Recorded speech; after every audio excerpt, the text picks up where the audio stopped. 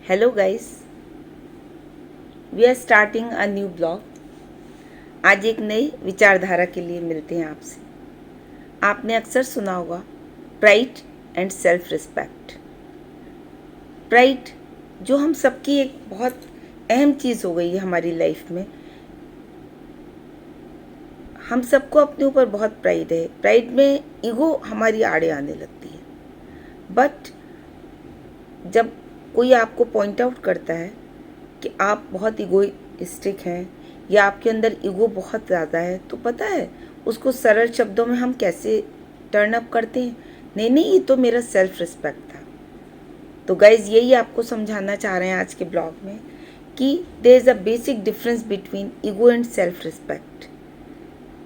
Ego जहाँ पर आड़े आ जाती है, ईगो हमारी लाइफ की सबसे बड़ी दुश्मन बन जाती है। जब हम ईगोइस्टिक हो जाते हैं, जब हमारी हर बात में ईगो आने लगती है, तो we can't carry our relations, we can't move on in society, we can't go through a daily life, social life.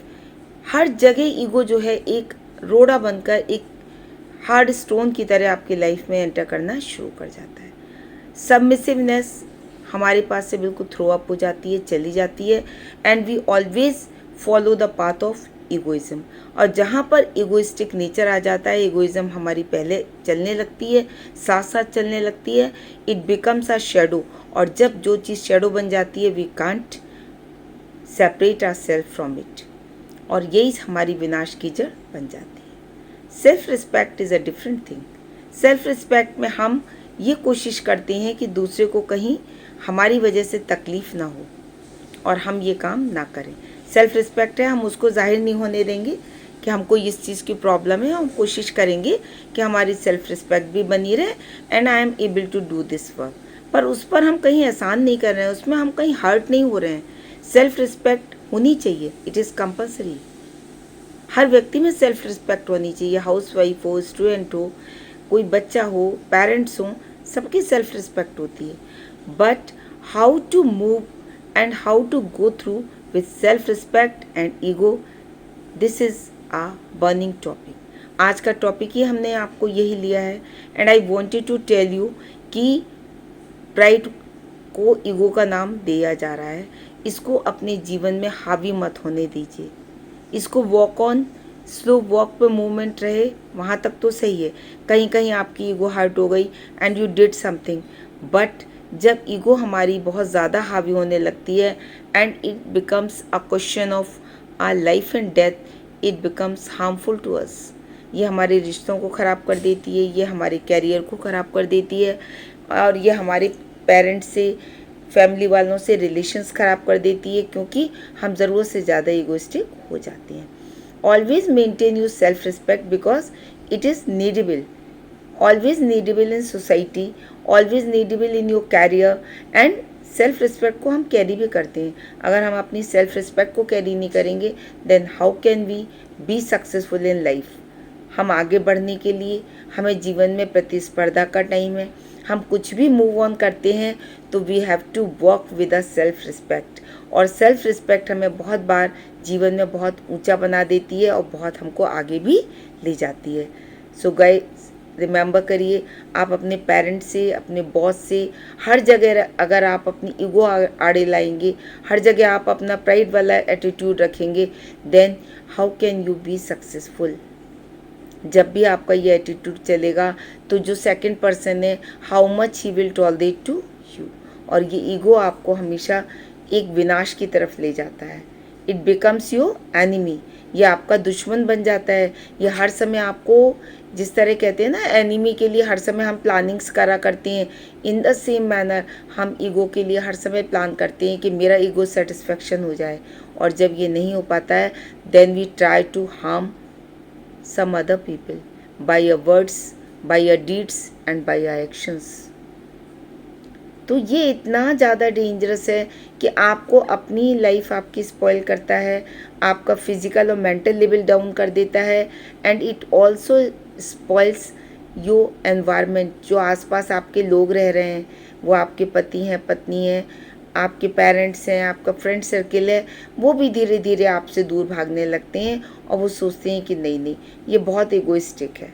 So when ever it is going high, जब भी जा रहा है आपका ईगो बहुत ज़्यादा आपको हर्ट कर रहा है, तो try to pray from God, ईश्वर से प्रार्थना करिए। जब कुछ ना समझ में आए, join your hands and pray to God कि हे ईश्वर मुझे अच्छी बुद्धि दीजिए। And when you will ask some good prayers, when you will say something good to God, he will definitely help you. वो कहीं ना कहीं आपकी ज़रूर मदद करेंगे, करनी भी होती है, क्योंकि ज़्यादा जब हम इगोइस्टिक हो जाते हैं, जब हम ज़्यादा सेल्फ रिस्पेक्ट को आड़े आने देते हैं, then the things goes bad. So bad को वर्स्ट ना होने दें। जब आपको ये एहसास होने लगे, कहीं ना कहीं जब हम पूरे दिन के बाद बैठते हैं, रात में हम बहुत कूल होकर लेटते हैं, सोचते हैं, तो हम अपने एक्शंस पर, अपने कर्मास पर, अपने एक्टिविटीज़ पर एक नज़र ज़रूर डालते हैं।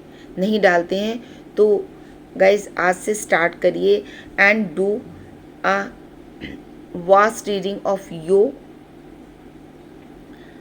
Whole day attitude. हमने पूरे दिन में क्या क्या करा, how much wrong we have done. अच्छा तो हम सब बातों को समझते ही हैं, हमें कुछ बुरा लगता ही नहीं है। अगर बुरा लगता तो हम वो करते ही क्यों। पर जब हमें ख़राब लगता है, व्हेन यू फील, कभी हमने किसी को कोई बैड वर्ड्स बोल दिए, उसके तुरंत बाद हमें ऐसा एहसास होता है नहीं हमने ठीक नहीं कहा। सो डू सम रिसर्च, उस पर गौर करिए, नज़र डालिए कि ऐसा क्यों हुआ। What was the wrong with you.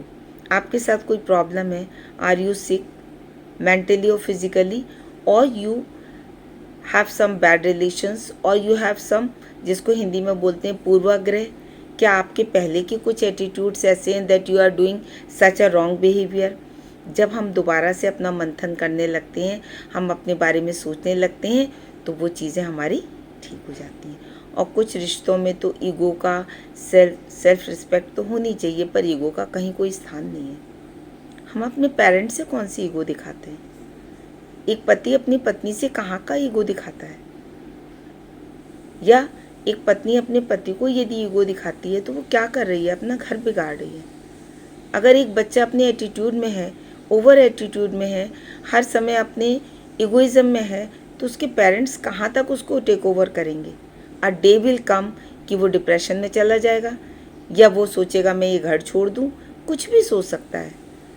एक कहावत है ना, कोई जन्म दे कर्म का साथी नहीं होता है। कुछ समय तक पेरेंट्स भी समझाती हैं, टीचर भी समझाती है, आपका फ्रेंड भी समझाएगा, but when these things go at a high volume, none can stop you. वही विनाश हमारा शुरू हो जाता है और वही विनाश की कगार पर हम आ जाते हैं। तो ये भी एक ज्वार भाटा की तरह होता है, जहाँ पर हमको तुरंत अपने आप को होल्ड ऑन करना है। Hold on relations, hold on your tongue, hold on the situations, and when you are able to hold on, तो आप हमेशा याद रखिए, अरे कोई बात नहीं, उसने ऐसा कहा था, कोई बात नहीं, मैं ये काम कर देती हूँ। when you will be cool down, when you will be down to earth, no one can harm you। किसी भी तरह हम कर लें, देखिए कोई भी हम किसी से झगड़ा कर लें, किसी से हम रिलेशंस ख़राब कर लें, याद रखिए नुकसान तो दोनों ही पक्ष का होता है। आशा करती हूँ आपको ये ब्लॉग पसंद आया होगा guys. It is for all, so always remember, अगर आपको पसंद आया है तो प्लीज़ इसको लाइक करें, शेयर करें, सब्सक्राइब करें। Thank you, bye bye.